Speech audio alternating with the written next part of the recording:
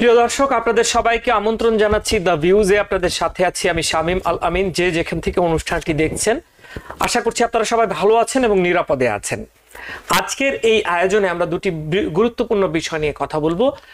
The views অনুষ্ঠানটি হচ্ছে এমনভাবে আমরা সাজাই যেখানে আসলে মূলত আপনাদের দৈনন্দিন জীবনের প্রয়োজনগুলো সেই অনুযায়ী বিষয় নির্ধারণ করা হয় এবং আমরা আমন্ত্রণ জানাই অতিথিদেরকে, যারা আসেন আমন্ত্রণের সাড়া দিয়ে এবং অনেক তাদের যে এক্সপার্টিস, তাদের যে বিষয়ে তারা দক্ষ সে নিয়ে কথা বলেন।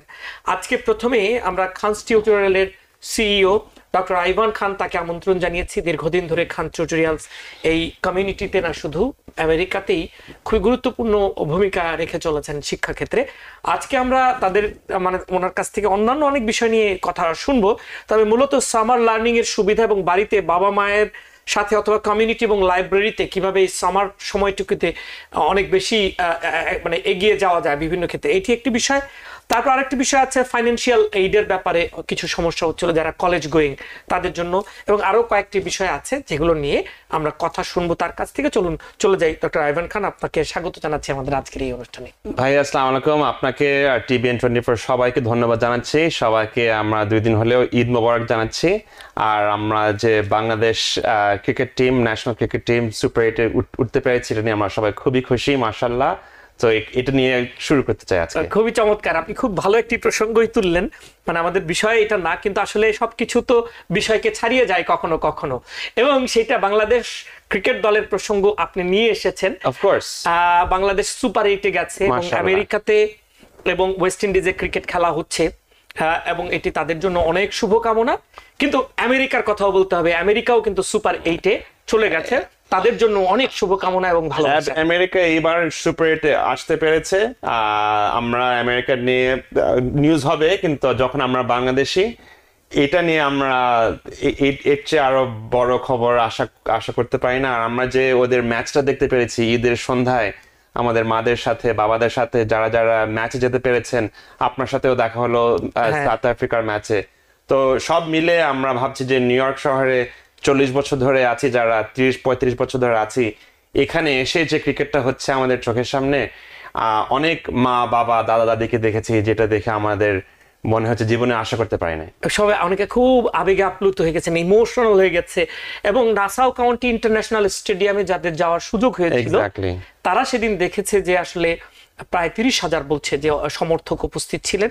তার মধ্যে 200-300 হয়তো বা সাউথ আফ্রিকার হতে পারে, কিন্তু বাকি 99% আমাদের। তো আমরা আশা করি আমরা এরকম ক্রিকেট বোর্ড যদি আরো এরকম লং আইল্যান্ডে, কুইন্সে ম্যাচ করতে পারে বাংলাদেশিদের, এখানে এত ঘন আমাদের কমিউনিটি, এত বিগ কমিউনিটি, এটা নিয়ে শুরু করলাম। তাহলে আমরা প্রথমেই আমাদের অতিথি, আপনাদেরকে 2 দিন পেরিয়ে গেছে যদিও, তারপর তো ঈদ, তো আমার মনে রবি সোম মঙ্গল আজকে পর্যন্ত ঈদ, বলা 3 দিন পেয়েছি আমরা। হ্যাঁ পেয়েছি, আজকে আমরা ঈদ পেয়েছি। তো আমাদের দর্শক যারা, তাদের সবাইকে জানাচ্ছি ঈদের অনেক অনেক শুভেচ্ছা, ভালোবাসা, অভিনন্দন। আপনারা আমাদের সাথে থাকেন বলেই আমরা আনন্দ নিয়ে প্রোগ্রাম করতে পারি।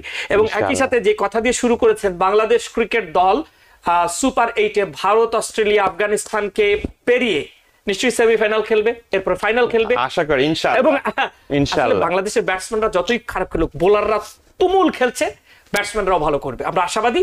ফাইনালে চ্যাম্পিয়ন হতে অসুবিধা কি? সবাই তামিম হাসান, সাকিবের স্টার্ট করে ঘুরবো। একই সাথে প্রিয় দর্শক, আমেরিকা খুবই ভালো খেলছে, তাদের জন্য অনেক অনেক শুভকামনা। আমি জানি যে আমেরিকা অনেক দূর যাবে এবং তাদের জন্য অনেক শুভকামনা। প্রথম তারা বিশ্বকাপ খেলে অনেক এগিয়েছে। আমরা আমাদের আলোচনায় যাই। আপনারাও নিশ্চয়ই একটু কমেন্ট করতে পারেন আমাদের ফেসবুকে, বাংলাদেশের দলের প্রতি আপনাদের শুভকামনা জানিয়ে, আমেরিকার প্রতি শুভকামনা জানিয়ে আমাদের ফেসবুকে আপনারা কমেন্ট করুন। আমরা বিরতিতে যাবার আগে প্রয়োজনে কিছু শুভকামনার কথা পড়ে শোনাবো আপনাদের উদ্দেশ্যে, আপনাদের নাম সহ। আশা করছি আপনারা কমেন্ট করবেন। তো আমরা প্রথম আলোচনাটি সামার। জি, এই সামারটা কিভাবে আমাদের সন্তানেরা কাজে লাগাবে? তো এখন আমাদের বাবা মা হিসেবে দায়িত্ব কি ইউথ যারা, আপনাদের যারা ইউথ যারা গ্রাজুয়েশন করেছে, আমাদের কলেজ শেষ করেছে মে মাসে, কিন্তু আমাদের হাই স্কুল যারা করছে, আমাদের মিডল স্কুল যারা আছে, ওদের কিন্তু লাস্ট ডে স্কুল 26 তারিখ জুনের। তো এখন আমরা যেটা দেখছি সামার টাইমে 2-3টা জিনিস খুবই জরুরি। প্রথম জিনিসটা, কয়েকদিন হলো আমাদের মা বাবাদের সাথে আরেকটু কমিউনিকেশনটা বাড়ানো। কারণ আমাদের সামার টাইমে যে জিনিসটা বাড়ানো হয় ফ্যামিলিতে, এই জিনিসটা আমাদের ফোনে বাবা মাও এটা নিয়ে আছে, বাচ্চারা আইপ্যাড নিয়ে এগুলা নিয়ে শুরু। তো আমি ঈদ আর ক্রিকেট নিয়ে শুরু করেছি, কারণ এই দুইটা জিনিস যখন আমরা একসাথে হই, যেই দেশে বড় হই, যেই বয়স হোক আমাদের, ওই ফ্যামিলির সাথে সময়টা পাওয়া জরুরি। তারপরেই আমরা আশা করি যে লার্নিং লসটা কেউ না ফেস করুক। এটা কিরকম? লার্নিং লসটা খুবই দুর্ঘটনা একটা জিনিস, যেটা আমাদের 6 বছর হোক, 11 বছর হোক, 16 বছর হোক, সামার টাইমে যে 2 মাস যে গ্যাপটা যায়, বেশিরভাগ ছেলেমেয়েরা, এই দেশের ছেলেমেয়েরা ফোন নিয়ে আছে, ক্যাম্পে যাচ্ছে, বিভিন্ন প্রোগ্রাম করছে। আপনি বলছেন যে 2 মাস লেখাপড়ার মধ্যে না থাকায় তারা অনেক কিছু ভুলে যায়, পুরোপুরি না থাকলে অনেক পিছিয়ে যেতে পারে। তো আমাদের এটা 30 বছর যেটা করছি, মাত্র সপ্তাহে 4 ঘন্টা, মাত্র 2 ঘন্টা 2 ঘন্টা, যারা যারা রাইটিং নিচ্ছে আর একটু 2 ঘন্টা। তো এরকম একটু একটু ফাঁকে ফাঁকে থাকতে পারলে আমরা, আমাদের সব ছেলেমেয়েরা কিন্তু আগামী বছরের ম্যাটেরিয়ালসটা অলরেডি শুরু করেছে। তো আমার ছেলে 3rd শেষ করছে, কিন্তু 4th গ্রেডের সবকিছু আবার এখন থেকে সে আগে শিখছে। আর আমরা উইকডেজে করে নিয়ে আসি, কারণ উইকডেজে আমাদের আপুরা, ভাবিরা, আন্টিরা একটা 2-4 জিনিসে আমাদের কষ্ট। ঘুম থেকে উঠেই যখন নাস্তা বানানোর পরে ছেলেমেয়েরা বলছে আই এম হাংরি মাম, তারপরে ওটার পরে কিন্তু দেখবেন আস্তে করে যে টিভির সামনে, আস্তে করে যে ল্যাপটপ, পা উঠায় আমার ছেলে যেরকম। তো ওইরকম করার সময় আমাদের মাদেরও বাবাদেরও একটু সময় দরকার। বাজারে যে সবকিছু ঠিকঠাক করা, হয়তো বা অফিস থাকতে পারে। তো বিভিন্ন জিনিসের জন্য আমরা সবাইকে মেক শিওর করি ছেলে মেয়েদের সাথে একটু সময়টা বাড়াবেন, ওদের সাথে একটু আলোচনা একটু বাড়াবেন, আর স্ক্রিন থেকে, মুভি থেকে, টিভি থেকে একটু দূরে থাকবেন। যে সামার প্রোগ্রাম, কোচিং সেন্টার হোক, লাইব্রেরি হোক, মিউজিয়াম হোক, সাঁতার কাটা হোক, এই কয়েকটা জিনিস সামার টাইমে খুবই জরুরি হয়ে যায়। আচ্ছা, না আপনি বলছেন যে আমাদের অন্যান্য কিছু, মানে বাচ্চারা তো পুরো বছর ধরে পড়াশোনা করে, তো 2 মাস তাদের একটু রিল্যাক্স থাকতে চায়, কিন্তু তারপরও যেন তাদের এটা জীবনে কাজে লাগে সেটি। এক্স্যাক্টলি। তো যারা যারা ছোট বয়সের, K-2, 3-6, আমাদের এখানে সপ্তাহে 4 থেকে 6 ঘন্টা করলেও ওরা পিছাবে না, আর উল্টা অনেক আগাবে। কিন্তু যারা 7th গ্রেডে, যারা 6th গ্রেডে, এই দুটো সামারটা ওদের স্পেশালাইজড হাই স্কুল ভর্তি হওয়ার জন্য খুবই জরুরি। আপনারা 30 বছর ধরে যারা যারা অনেকদিন ধরে আছেন জানেন যে আমাদের 5000 ছেলে মেয়ের কাছাকাছি আমাদের ভর্তি হয়েছে। এই সামারটাই কিন্তু এই ভুল করবেন না যে বাসায় বসে থাকবেন। অনেকজন বলে না না সামার আসলে তখন শুরু করব, সামারটা শুরু হয়ে গেল, 4th জুলাই হলো, এই পিকনিক হলো, না না অগস্ট হলে আমি তখন শুরু করব। তারপর যখন সেপ্টেম্বর এরকম বলতে বলতে যখন হয়ে গেল, আমাদের এখানে অলরেডি 300 জন হাজির রেডি ভর্তির জন্য। তো কয়েকটা বয়স আছে, 11th grade SAT, 10th grade SAT। আপনার মেয়ে, আপনার ফ্যামিলিতে মনে হয় একজন 10 থেকে 11 উঠবে। তো আমি জানি এই বয়সে এক্সট্রা কারিকুলার ইন্টার্নশিপ নেওয়া, একটা ভলান্টিয়ার, হাসপাতাল হোক, ল অফিস হোক, নিউজ স্টুডিও হোক, একটা ইন্টার্নশিপ দরকার। এটা ছাড়া SATর জন্য যত খাটনি করে 1500-র চেয়ে বেশি পেতে পারে। এই দুইটা জিনিসই কলেজের দেখবে সামার টাইমে, SAT কিরকম আর ওরা সামার টাইমে কি করেছে পড়াশোনার বাইরে। ওরা কি একটা চাকরি করেছে, একটা ইন্টার্নশিপ করেছে, মানে ডানকিন, জুতার দোকান, এগুলা ফান হলেও এগুলা কিন্তু রেজুমে তো হয়তো আগাবে না ছাত্রছাত্রীকে।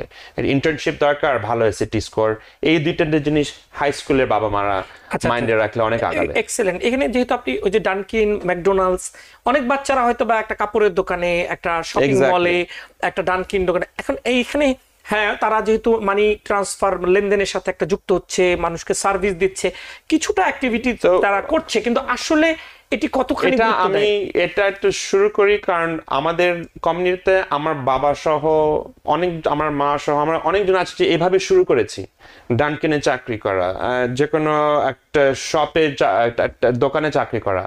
কিন্তু যে স্যাক্রিফাইস আমরা মা বাবা হয়ে করেছি, আমরা কোনোদিন আশা করি না আমাদের ছেলেমেয়েরা একই জিনিস করবে। তো এটাই আমাদের ইমিগ্রেশনের আমাদের একটা হিস্ট্রি, যে খাটনি স্যাক্রিফাইসগুলো আমার বাবা করতে হয়েছে, আমাকে করতে দেয় না। আমাকে বলেছে যে না, আমি খাটনি করেছি, আমি বাস চালিয়েছি, আমি গাড়ি চালিয়েছি, আমি বাসা পেন্ট করেছি, কিন্তু আমি চাই যে তুমি এই সময়টা নিয়ে হাসপাতালে ভলান্টিয়ার করো, আমি তোমাকে ঘন্টায় 5 টাকা দিব, 60 টাকা দিব, 10 টাকা দিব, কিন্তু তুমি এখান থেকে মেডিকেল স্কুলে ভর্তি হও। এই কারণে আমি এটা শুরু করেছি। Because people sneeze. Because not everyone washes their hands. Because kids touch a lot of things. Set a date to get your COVID shot and RSV if eligible. Because if you're wondering, should I get my COVID shot? Think about other people. Learn more at nj.gov/health/vaccines. আচ্ছা, So- তারপরেও মানে আমরা নিশ্চয়ই আমাদের তো সব কাজই মানে কেউ না কেউ করেন Exactly. এবং খুবই কঠিন এগুলা, এবং প্রতিটি কাজকে আমরা রেসপেক্টফুলি Of দেখি। course, exactly. আমাদের বাবা মারা করেছে, আমরাও অনেক কষ্ট Exactly. করেছি, কিন্তু সেই জায়গাটি থেকে আমি জাস্ট বলতে চাচ্ছি কি, তারা যদি এই হার্ডলটা ফেস করে, এই কষ্টটা ফেস করে, সেটা কি তাদেরকে আরো কনফিডেন্ট করে কিনা? এটা আসলে কোনো কাজে দেয় আমার কিনা? অনেক বিভিন্ন বয়সে বিভিন্ন চ্যালেঞ্জ দরকার। সেই চ্যালেঞ্জে যদি আমরা তাদেরকে Exactly. ইচ্ছা করে একটু ঠেলে দেই, এক্স্যাক্টলি, আমরা বলবেন যে আমি জুতার দোকানে আমি এভাবে করবই, তখন তো ওদের সাথে যুদ্ধ করে আমাদের লাভ হচ্ছে না। বলবো ঠিক আছে, তুমি তাহলে 1 মান্থ করে দেখো, 2 মাস করে দেখো, কিন্তু স্কুল যখন শুরু হবে তখন কিন্তু আমাকে প্রমিস করবা যে তুমি অন্য অফিসে কাজ শুরু করবা। তো মাঝে মাঝে ওদের কয়েকটা জিনিস আছে, ওরাও যদি না করতে দিই আমরা, ওরাও আপত্তি করবে, ওরাও আফসোস করবে, আমাদের সাথে শাটডাউন করবে।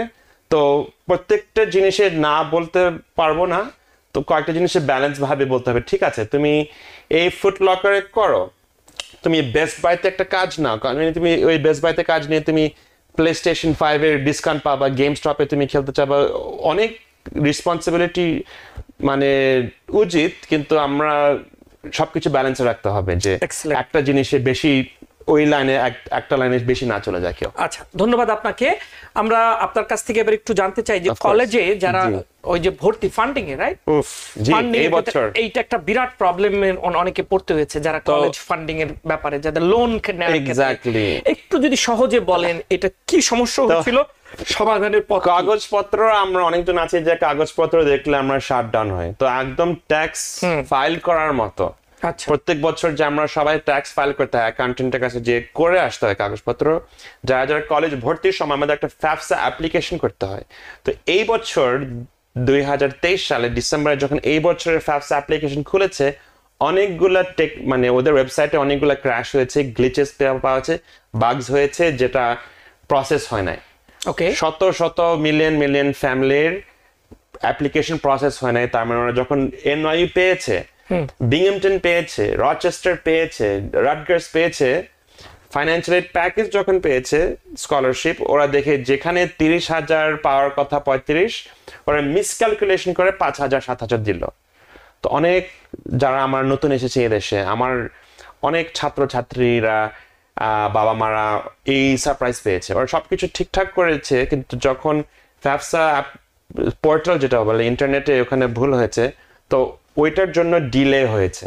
ডিলে হওয়াতে এখন অনেকজন আবার রিসাবমিশন করতে হয়েছে, যখন খেয়াল করে নাই, তবে আবার রিসাবমিশন করে তখন স্কলারশিপের জন্য 2-3 মাস পরে জানতে হয়েছে।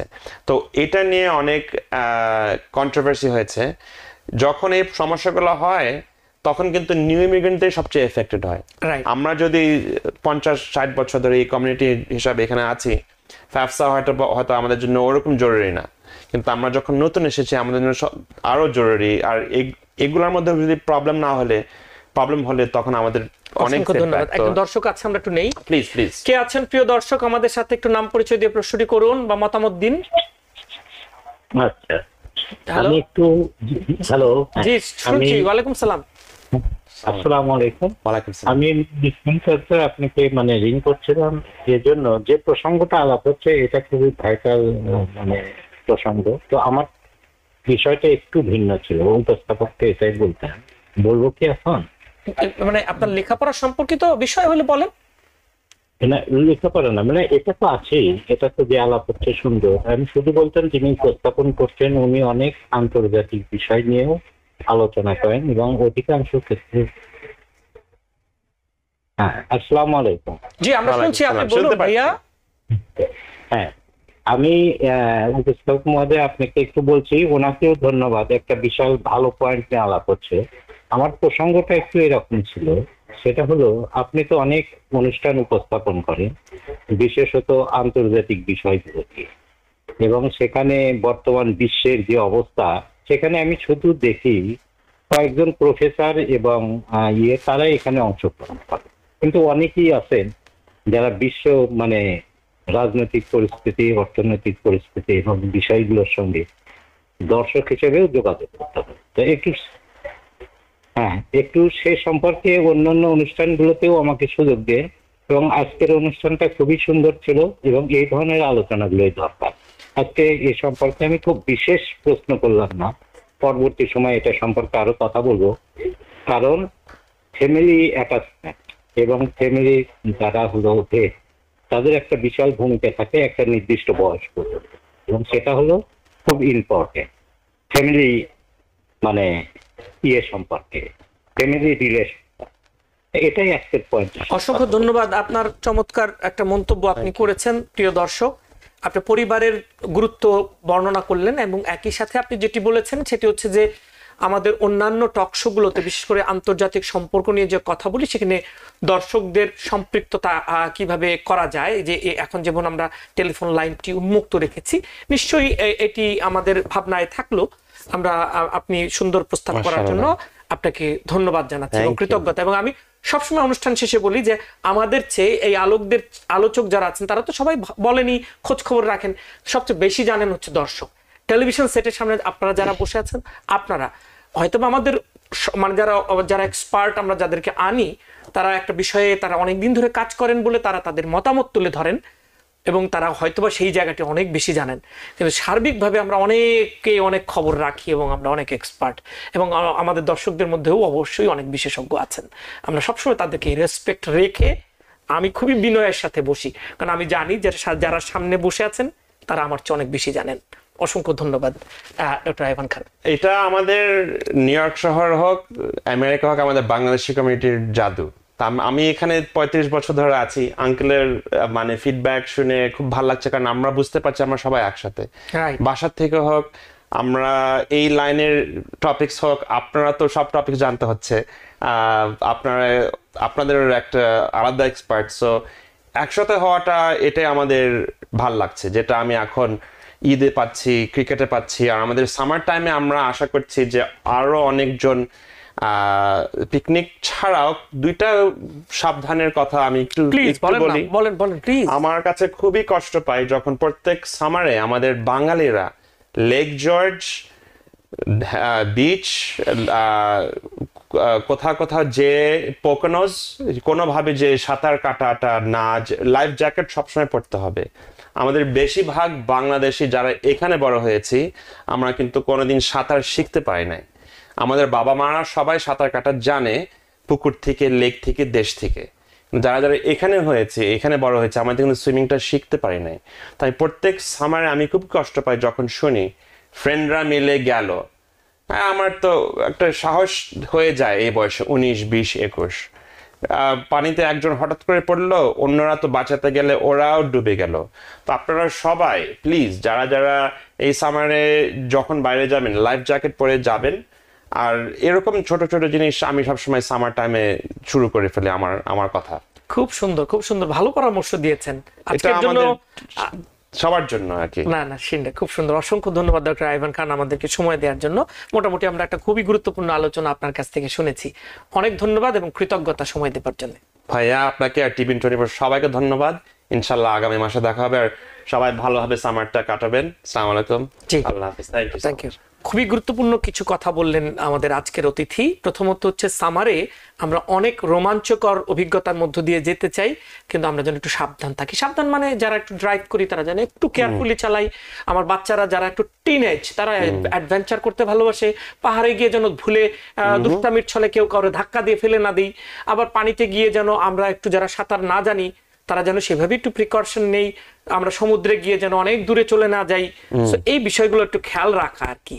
এবং পাশাপাশি যেন আমরা আমাদের সন্তানেরা এবং বাবা মায়েরা মিলে যে আমাদের ভাই যে ফ্যামিলির কথা বললেন, সেটা যেন খুব শক্তভাবে ধরে রাখতে পারি। চমৎকার কথা। এবং সামার লস মানে সামারে আমরা এনজয় করতে করতে কিছু লস হয়ে যায়। খুব দারুণ শব্দ, কিন্তু এই লসটা যত কম হবে, আনন্দ আমরা পাবো অনেক বেশি, কিন্তু লসটাও যেন খুব বেশি না হয়ে যায়। এবং এই যে যারা আপনারা ফান্ডের ক্ষেত্রে, লোনের ক্ষেত্রে সমস্যায় আছেন, যে পরামর্শ দিলেন অতিথি, নিশ্চয়ই ওভারকাম করবেন। আপনাদের সবার জন্য শুভকামনা জানিয়ে একটা বিরতিতে যাচ্ছি, ফিরছি খুব শিগগিরই। Because people sneeze. Because not everyone washes their hands. Because kids touch a lot of things. Set a date to get your COVID shot and RSV if eligible. Because if you're wondering, should I get my COVID shot? Think about other people. Learn more at nj.gov/health/vaccines. প্রিয় দর্শক, স্বাগত জানাচ্ছি আরো একবার যে যেখান থেকে অনুষ্ঠানটি দেখছেন। আশা করছি ভালো আছেন আপনারা। আমাদের এই পর্যায়ের অতিথি হচ্ছেন মোহাম্মদ তুহিন। উনি মেডিকেয়ার ইন্স্যুরেন্স এজেন্ট নিউ ইয়র্কের। উনি অনেক কিছু নিয়ে কাজ করেন, তবে এটি তার একটা বিশেষ এক্সপার্টিজের জায়গা, মেডিকেয়ার। তো এই মেডিকেয়ার বিষয়টি কি, এটি একটু পরিষ্কার করে আমাদের জন্য জানা প্রয়োজন। অনেকেই আমরা জানি, কিন্তু আমি একটু কম জানি। আমি জানতে চাই, আমার মতো যারা একটু জানতে চান তাদের জন্য আজকে একটা সুযোগ। আমরা চলুন আমন্ত্রণ জানাই। মোহাম্মদ তুহিন আমাদের সাথে আছেন, ধন্যবাদ আপনাকে। ধন্যবাদ শামীম ভাই আমাকে ইনভাইট করার জন্য। যারা ঈদ পালন করছে ঈদ মোবারক, আর যারা পালন করছে না তাদের জন্য শুভেচ্ছা। নিশ্চয়ই, এটা খুবই চমৎকার। এই পৃথিবীর সব মানুষের জন্য শুভকামনা। এবার যেটি প্রথম প্রশ্ন, মেডিকেয়ার কি? মেডিকেয়ারটা আসলে একটা কনফিউজিং সাবজেক্ট। সিম্পল ভাষায় যদি বলি, এটা হচ্ছে ফেডারেল গভর্নমেন্টের একটা ইন্স্যুরেন্স প্রোগ্রাম। 65 এবং ওল্ডার যারা, তাদের এই ইন্স্যুরেন্সটা নিতে হবে বাধ্য। 1965-এর জুলাইয়ের 30 তারিখে তৎকালীন প্রেসিডেন্ট লিন্ডন জনসন এটাকে ল হিসাবে সাইন করেন। ল হিসাবে সাইন করেছেন এই জন্যে যারা 65 এবং ওল্ডার, যারা আমরা জানি যেটা বয়স্কদের একটা ইন্স্যুরেন্স প্রোগ্রাম, এটা ফেডারেল গভর্নমেন্টের। 65 আবার বলছি, সরি আমি বারবার রিপিট করবো। না, দরকার আছে। 65 ওল্ডার, আমরা মনে করি যে 65 ওল্ডার যারা, তারাই এই ইন্স্যুরেন্সটা পাবে। তারা যদি সময় মতো যদি এনরোলমেন্ট না করে, তাদেরকে প্রতি বছর 10% পেনাল্টি দিতে হবে।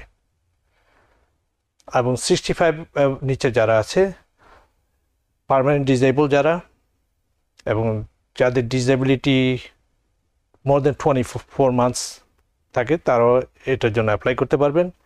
লু গ্যারিক ডিজিজ যাদের আছে, যেটা হচ্ছে আপনার নার্ভ সাথে সম্পর্কিত, তারাও এটার জন্য এলিজিবল।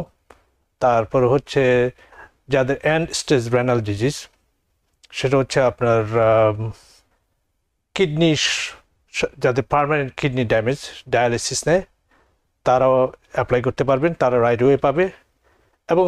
এবং যাদের এমন একটা রোগ আছে যেটা আপনার সম্ভাবনা আছে মৃত্যু হবে 6 মাস থেকে 5 বছরের মধ্যে, তারাও এই প্রোগ্রামটার জন্য, এই ইন্স্যুরেন্সের জন্য অ্যাপ্লাই করতে পারবে।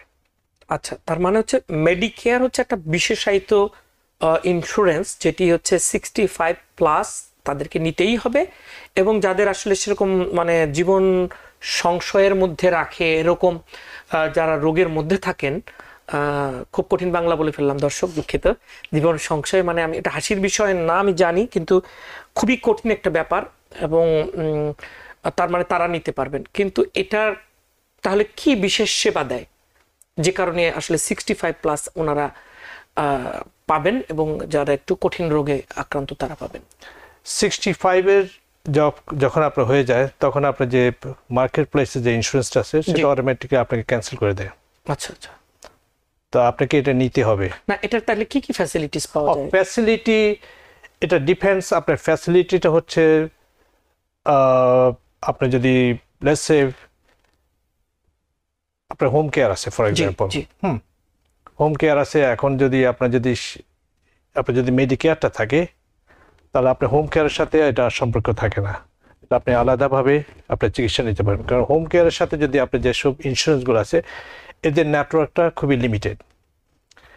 এখানে আমি আপনাকে যদি এক্সপ্লেইন করতে যাই, মেডিকেয়ারের এটা একটা কমপ্লিকেটেড সাবজেক্ট, আপনাকে অনেক জানতে হবে। আমি জানি না আমরা এই স্বল্প সময়ের মধ্যে এটা কভার করতে পারবো কিনা। না, আবার আরেকদিন বসবো, আজকে যতটুকু পারি। Okay, A B C D. A and B হচ্ছে যেটা অরিজিনাল বা ট্রেডিশনাল মেডিকেয়ার বলে। আচ্ছা। এটার আপনি আমেরিকার, এইটা যদি আপনার থাকে, আপনি আমেরিকার যে কোথাও আপনি চিকিৎসা নিতে পারবেন। এটার নেটওয়ার্ক, কোনো নেটওয়ার্ক, হ্যাঁ, এটা আপনার আমেরিকা, আপনার যদি এ অ্যান্ড বিটা থাকে, এ অ্যান্ড বি থাকলে যে আপনি সব সুবিধা পাবেন তা না, যেহেতু আমি আপনাকে একটা বলি যে এদেশে হচ্ছে অনেক লবিং আছে, ইন্স্যুরেন্স কোম্পানিগুলো লবিং করে। তো এটার সাথে যদি আপনার সাপ্লিমেন্টাল ইন্স্যুরেন্স একটা আছে, ওটা যদি নেন, অথবা আপনার যদি এটার সাথে যদি আপনার মেডিকেট থাকে, আপনি আমেরিকার যে কোথাও এনি স্টেটে আপনি আপনার চিকিৎসা সেবাটা নিতে পারবেন। আচ্ছা, তার মানে মেডিকেয়ার থাকলে মেডিকেডও থাকতে পারে, অন্য ইন্স্যুরেন্সও থাকতে পারে। আপনাকে নট নেসেসারিলি আপনাকে নিতেই হবে এমনও না, নিতে হবে এমন না, বাট যদি আপনার যদি মেডিকেটটা থাকে আপনার সাথে, মেডিকেটটা সম্পর্কে পরে বলবো মেডিকেটটা কি। মেডিকেটটা যদি আপনার থাকে মেডিকেয়ারের সাথে, কারণ আপনার হচ্ছে পার্ট এ পার্ট বি, যেটা হচ্ছে পার্ট এ হচ্ছে মেডিকেল, আর পার্ট বি হচ্ছে পার্ট এ হচ্ছে হসপিটাল, পার্ট বি হচ্ছে ডাক্তার মেডিকেল যেটা বলে সেটা। আর এর বাইরেও মেডিকেয়ার আছে আরো এটা অনেক এ বি সি ডি। সিডিটা কি? ওকে, ডি হচ্ছে আপনার, আপনি যদি এটা যদি আপনি এলিজিবল হন তখন আপনি বির জন্য এলিজিবল, আপনি বির জন্য যদি এলিজিবল হন, নট নেসেসারিলি আপনি এর জন্য এলিজিবল। আচ্ছা, আপনার যদি বি থাকে আপনাকে মাস্ট ডি নিতে হবে। ডি এর জন্য যদি আপনি যদি সময় মতো যদি আপনি এনরোল না করেন তখন আপনাকে ফাইন করবে। আর সি? সি হচ্ছে এটা হচ্ছে মেডিকেল অ্যাডভান্টেজ প্ল্যান। এটা এ অ্যান্ড বির সাথে সি এ বি ডি এটার কম্বিনেশন, প্লাস এটাতে আপনি আরো এক্সট্রা বেনিফিট পাবেন, যেটা হচ্ছে কে কোনটার জন্য এলিজিবল এটা কিভাবে সিদ্ধান্ত হয়? এটা একটা সাবজেক্ট যেটা আমাদের আলোচনা করা উচিত। প্লিজ করেন একটা আলোচনা। এটা হচ্ছে কে কিসের জন্য এলিজিবল, এখন ডিপেন্ডস আপনি কোথায় আছেন, আপনি কি রোগ আছে, আপনি কি সামর্থ্য আছে। এটা কি সামর্থ্যের সাথে যুক্ত নাকি শারীরিক সুস্বাস্থ্যের সাথে? স্বাস্থ্যের সাথে সম্পর্কিত। অর্থনীতির সাথে? অর্থনীতির সাথে, হ্যাঁ, অর্থনীতির সাথে সম্পর্কিত আছে। আপনি যদি লেটস সে আপনি যদি অ্যাফোর্ড করতে পারেন যে সাপ্লিমেন্টাল যেটা ইন্স্যুরেন্স, সেটা বেটার দেন আপনার সি, কারণ আপনার আমেরিকার যে কোথাও আপনি চিকিৎসা সেবাটা নিতে পারছেন।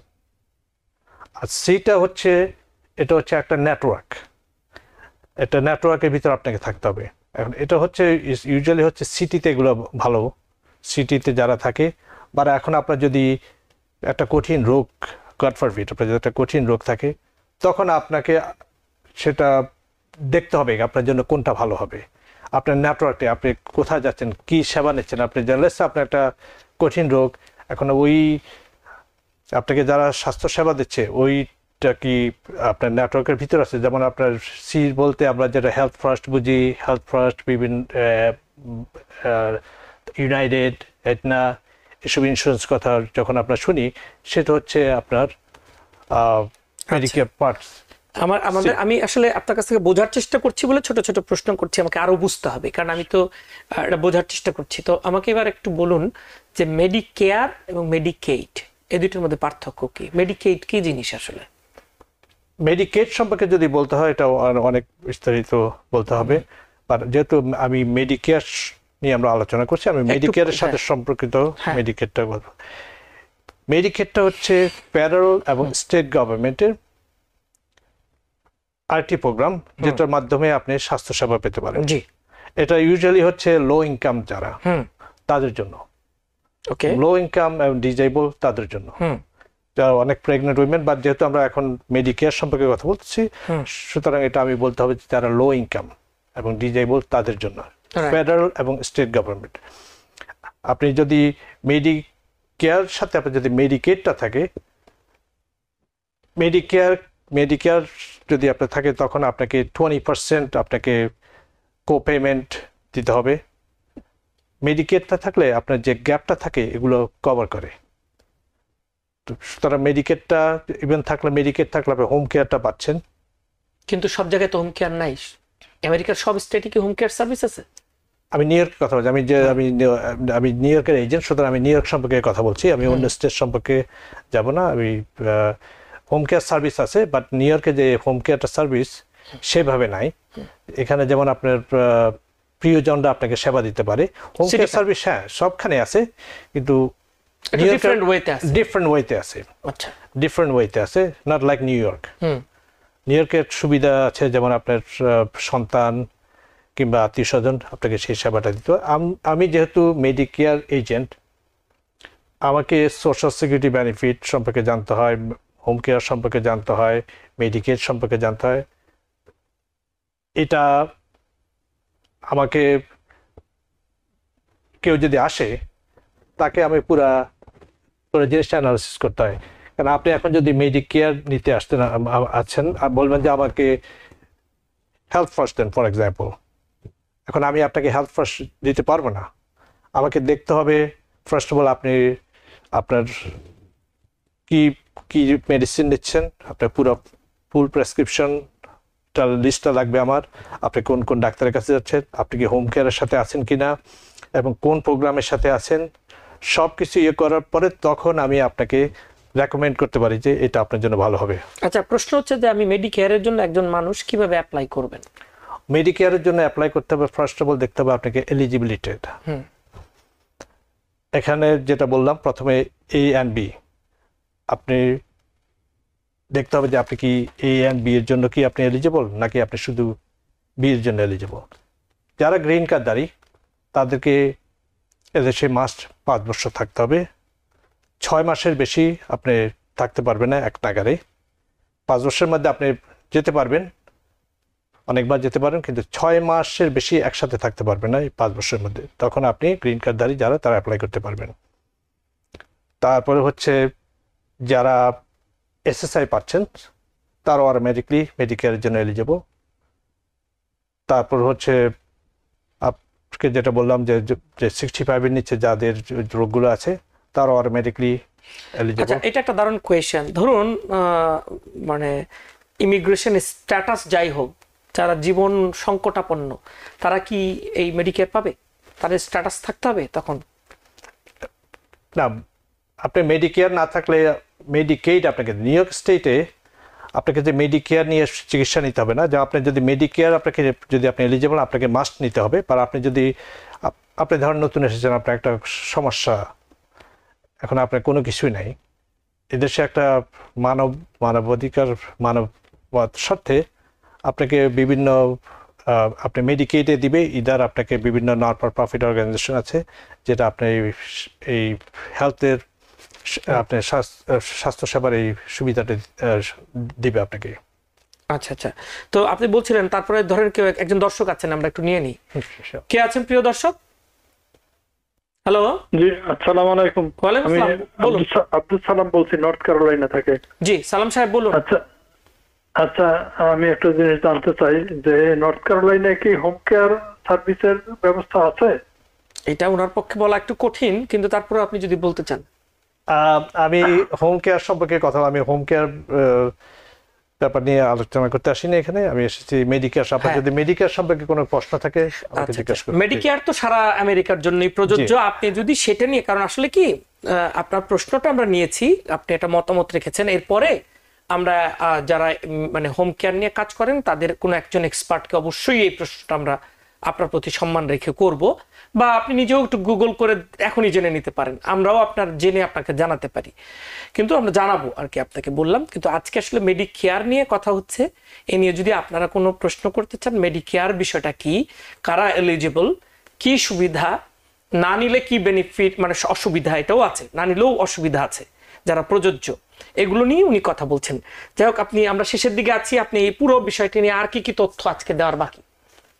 আপনি যদি অ্যাপ্লাই করতে চান, লেটস সে আপনার 60, আপনি জানেন যে আপনি এলিজিবল, এদেশে আপনি 10 বছর কাজ করেছেন, 40 ক্রেডিট হয়েছে, আপনার 65 হওয়ার 3 মাস আগে 7 মান্থস উইন্ডো। লেটস সে আপনার জন্ম হচ্ছে জুনের যদি হয়, জুনের ফার্স্ট হলে এনরোলমেন্ট আপনাকে, জুনের ফার্স্টে যদি হয় তাহলে আপনি মার্চ থেকে আপনি মে থেকে আপনার মে 1 থেকে আপনার শুরু হবে। আপনাকে 3 মাস আগে থেকে 3 মাস আগে অ্যাপ্লাই করতে হবে, প্লাস দ্য বার্থডে মান্থ, তারপর হচ্ছে আরও 3 মাস, 7 মান্থস হচ্ছে আপনার উইন্ডো। এই 7 মান্থসের মধ্যে আপনাকে অ্যাপ্লাই করতে হবে। বাট আপনি যদি ধরেন আপনি কাজ করছেন, সেখানে 20 more people কাজ করছে, সেখানে আপনাকে হেলথ ইন্স্যুরেন্স প্রোভাইড করছে, সেক্ষেত্রে আপনাকে করতে হবে না। বাট আপনি যদি যখন আপনার কাজটা চলে যাবে, তখন আপনাকে মাস্ট 8 months-এর মধ্যে আপনাকে অ্যাপ্লাই করতে হবে। আচ্ছা, যারা সরকারি জব করে তারা কি পেনশনে যখন যাবে তখন করবে নাকি কখন করবে? সরকারি চাকরির আপনার অনেক সুবিধা আছে। সরকারি চাকরি ওদের আবার বিভিন্ন, আপনি ডিফেন্স কিসের সাথে কোন ডিপার্টমেন্টে কাজ করেন? ডিপার্টমেন্ট, ওরা আপনাকে কি করে, ওদের আরেকটা ইন্স্যুরেন্স আছে, নট নেসেসারিলি আপনাকে মেডিকেয়ার নিতে হবে। ওদের আবার 65-এর পরেও ওদের ইন্স্যুরেন্সটা, ওদের ইউনিয়নের ইন্স্যুরেন্সটা আপনি কন্টিনিউ করতে পারেন। Very good. আপনার জন্য আমার আর লাস্ট কোয়েশ্চেন আজকের, ধরুন আমি আপনার মতো এজেন্ট হতে চাই, তাহলে আমাকে কি করতে হবে এবং আপনাকে কোথায় খুঁজে পাওয়া যায়? আমাকে খুঁজে কোথায় পাওয়া যাবে? আমাকে খুঁজে পাওয়া যাবে, আমার নাম্বার আছে, নাম্বার তো আছে, কিন্তু আসলে আপনাদের বসার কোনো জায়গা? হ্যাঁ, আমার জ্যাকসন হাইটে বসি, 7226 রোজভেল্ট অ্যাভিনিউ। কিন্তু ধরেন আমি এরকম মেডিকেয়ার এজেন্ট হতে চাই নিউ ইয়র্কের, তাহলে আমি কি করলে আমি মেডিকেয়ার এজেন্ট? কারণ আমি আপনার কথা শুনে বুঝলাম স্বাস্থ্য ক্ষেত্রে আমার বিরাট নলেজ থাকতে হবে, নাহলে তো কে এলিজিবল আমি বুঝবো কিভাবে? কে কি খায় ওষুধ, কার কি স্বাস্থ্য সমস্যা 65-এর আগে যারা, আর 65 হলো সেটার একটা সেট ক্যাটাগরি আছে, সেটা সহজ, কিন্তু 65-এর আগে বোঝাটা একটু স্বাস্থ্যের জ্ঞান থাকতে হবে। তো আমি যদি এই এজেন্ট হতে চাই, তাহলে আমি কি করলে আপনার মতো এজেন্ট হতে পারবো? আপনি হেলথ ইন্স্যুরেন্স, লাইফ হেলথ লাইসেন্সের একটা লাইফ নিতে হবে না, আপনি হেলথ ইন্স্যুরেন্সের একটা কোর্স করতে হবে এবং আপনাকে পরীক্ষা দিতে হবে। আমি নিয়েছি সে অনেক আগে, আমি লাইফ অ্যান্ড হেলথ নিয়েছিলাম সে 20-25 বছর আগে। কিন্তু কাজটা কিভাবে পেলেন সেটা বলেন আমাদেরকে। আমি আসলে শুরু করেছি নট লং এগো। আমার একটা চাকরি ছিল, তা আমি চাকরিটা ছেড়ে দিলাম। দেওয়ার পর আমি চিন্তা করলাম যে আমার যেহেতু লাইসেন্সটা আমি প্রতি 2 বছর পর রিনিউ করছি, তা আমি চিন্তা করলাম যে আমি এই বিষয়ে কাজ করলে আমি মানুষকে হেল্প করতে পারছি, এবং একই সাথে আয়ও হচ্ছে নিশ্চয়ই। আয়ও ডেফিনেটলি হচ্ছে, বাট আয়টা তেমন বেশি না, কিন্তু কথা হচ্ছে যে আমি যখন কাউকে হেল্প করতে পারি। কিন্তু সবার তো সেটা না, কারো তো আয়ও দরকার। আয় দরকার, ডেফিনেটলি আয়। মনে করেন হেল্প তো করবেই, হেল্প করাটা সব কাজের, যেমন যিনি নার্স তিনি একটা হেল্প করছেন, যিনি ডাক্তার হেল্প করছেন, কিন্তু তার তো একটা আয় দরকার। যিনি টিচার তিনি হেল্প করছেন, কিন্তু আয় না থাকলে সে কি করে করবে, নিজে চলবে কি? আমি mainly real estate agent, but এই জিনিসটা আমি করি, আমি দেখেছি যে অনেকের এই ব্যাপারে অনেক হেল্পের প্রয়োজন এবং অনেকে পেনাল্টি দিচ্ছে। আমার প্রশ্নটাকে আমি মনে হয় বুঝাতে পারিনি, আপনি কিছু মনে করবেন না? সরি, নিশ্চয়ই হেল্পের প্রয়োজন, কিন্তু আমি এই কাজটা কিভাবে পাবো? আপনি একটু ক্যাটাগরিক্যালি যদি বলেন যে তুমি এই করলে এই কাজটা পাবা, এবং এটার এই অর্থনৈতিক বেনিফিট আছে। অর্থনৈতিক বেনিফিট ডেফিনেটলি আছে। আমি ব্রোকার, আপনার কোনো নির্দিষ্ট চ্যারিটি না এটা, না, আমি কোনো নির্দিষ্ট কোনো কোম্পানির সাথে না। আপনি আমার কাছে আসলে আপনি health first, United, any company you name it আপনি পাবেন। আমি একটা ব্রোকারের সাথে যোগাযোগ করেছি, সে আমাকে এনরোল করলো। তাদের প্রতি বছর আমার পরীক্ষা দিতে হয় বিভিন্ন কোম্পানির সাথে। এটা শুধু না যে আমি ওখানে কাজ করি, প্রতি বছর আমাকে প্রতিটা কোম্পানির সাথে ওদের গাইডলাইন্স নিয়ে আমাকে পরীক্ষা দিতে হয়। পরীক্ষা দিয়ে প্রতি বছর আমাকে পাস করতে হয়। আচ্ছা, পাস করতে হয়। এটা হচ্ছে আপনি যদি চান, মানে আপনার এটা জব না, আপনি এটা কাইন্ড অফ মানে কোন একটা বিশেষ কোম্পানির সাথে জব না, যেমন কেউ মেট্রো প্লাসে জব করে, কেউ হেলথ ফার্স্টে জব করে, ওই রকম না। আপনি ব্রোকার হিসেবে সবার সাথে আপনার যোগাযোগ রাখতে। তার মানে যিনি আপনার পেশায় আসতে চান তাকে লাইসেন্স নিয়ে ব্রোকার হতে হবে এবং সকলের সাথে সম্পর্ক। আপনি ইচ্ছা করলে হেলথ ফার্স্ট কিংবা ইউনাইটেড এনি কোম্পানির সাথে আপনি কাজ করতে পারেন। আপনি যদি স্টেডি ইনকাম চান, ইটস এ গুড ইনকাম। আপনি যদি হেলথ ফার্স্টের সাথে আপনি যদি জয়েন করতে চান, আপনি ওদের সাথে যোগাযোগ করলে হলো। ওরা ওই একটা কোম্পানির সাথে মেডিকেয়ার হিসেবে কাজ করে? হ্যাঁ, মেডিকেয়ার হিসেবে কাজ করতে পারবেন। ভেরি গুড, এটাই আমি জানতে চাচ্ছি, ক্লিয়ার হওয়ার জন্য। ওটা আপনাকে ওরা ভালো বেতন দিবে। আচ্ছা, মানে আপনি ঠিক ওই লাইনে না গিয়ে আপনি অন্যান্য কাজের সাথে এটা একটা ব্রোকারেজ হিসেবে নিয়েছেন। I need freedom. Thank you. সেই জন্য আমি কারোর সাথে যোগ দিই নাই। আচ্ছা, আজকে দর্শকদের জন্য আর শেষে কিছু বলবার আছে আজকের জন্য? আবারও দেখা হবে নিশ্চয়ই। ডেফিনেটলি, ইনশাআল্লাহ। হ্যাঁ, আবার যেটা দর্শকদেরকে বলবো সেটা হচ্ছে যে আপনি কারোর সাথে কেউ যদি আপনাকে বলে যে হেলথ ফার্স্ট নেন কিংবা ইউনাইটেড নেন, আপনাকে জানতে হবে এক্স্যাক্টলি আপনি কি নিচ্ছেন। কারণ আপনাকে প্রতিদিন আপনি যখন Medicare part A part B পাবেন, আপনাকে কল করতে থাকবে কন্টিনিউয়াসলি, এবং আপনাকে ট্র্যাপে ফেলাবে যে ও আপনাকে বেনিফিট দেওয়া হবে বিভিন্ন ধরনের। অনেক সময় আপনার ওই ট্র্যাপে পড়ে আপনি একটা কোম্পানির সাথে এনরোল করলেন, কিন্তু এনরোল করলে যদি আপনার মেডিকেট থাকে ইউ বি লাকি টু আপনার পরের মাসে ইয়ে করতে পারবেন। কিন্তু আপনার যদি মেডিকেট না থাকে অনেক সময় আপনাকে 1 বছর ওয়েট করতে হবে, অথবা আপনাকে কয়েক মাস ওয়েট করতে হবে একটু আপনাকে সুইচ করার জন্য। তো এই জন্য হলো কি যে সব সময় কোনো কিছু এনরোল করার আগে আপনাকে জানতে হবে। বিশেষ করে যাদের ধরেন আপনার কঠিন রোগ আছে তাদের এটা জিনিসটা চিন্তা করতে হবে যে অনেকে যেমন ওটিসির জন্য বলে যে ওটিসি 200 দিবে, 220 দিবে। মানে আপনার পরামর্শটা হচ্ছে যে জেনে বুঝে এই বিষয়গুলো আপনারা গ্রহণ করবেন। রাইট, আপনার স্বাস্থ্যটাকে প্রাধান্য দিতে হবে। অবশ্যই। আপনাকে অসংখ্য ধন্যবাদ আমাদেরকে সময় দেওয়ার জন্য। আমাকে আমার জন্য অশেষ ধন্যবাদ। যে প্রিয় দর্শক, আমরা জানি যে মানে অনেকেই অনেক ধরনের স্বাস্থ্যগত সংকটের মধ্য দিয়ে যান, সমস্যার মধ্য দিয়ে। আমরা সবার সুস্বাস্থ্য কামনা করি, কারো জীবনেই যেন সেই কঠিন সময় না আসে যে সময়ের মধ্য দিয়ে তাদেরকে আসলে বেড বাউন্ড বা হুইল চেয়ার বাউন্ড কিংবা আরো কঠিন ব্যাধির মধ্য দিয়ে, রোগের মধ্য দিয়ে যেতে হয়। আপনাদের সবার সুস্বাস্থ্য কামনা করি এবং সুন্দর জীবন কামনা করি। তারপরও যাদের প্রয়োজন তারা নিশ্চয়ই এই সেবাগুলো গ্রহণ করবেন। আপনাদের সুন্দর জীবন কামনা করে আজকের মতো শেষ করছি। TBN 24 টেলিভিশন দেখতে আজই কল করুন 7187776556। লগ ইন করুন www.totalcablebd.com। নিউ ইয়র্ক থেকে সম্প্রচারিত TBN 24 টেলিভিশন বিশ্বজুড়ে বাঙালির কণ্ঠস্বর।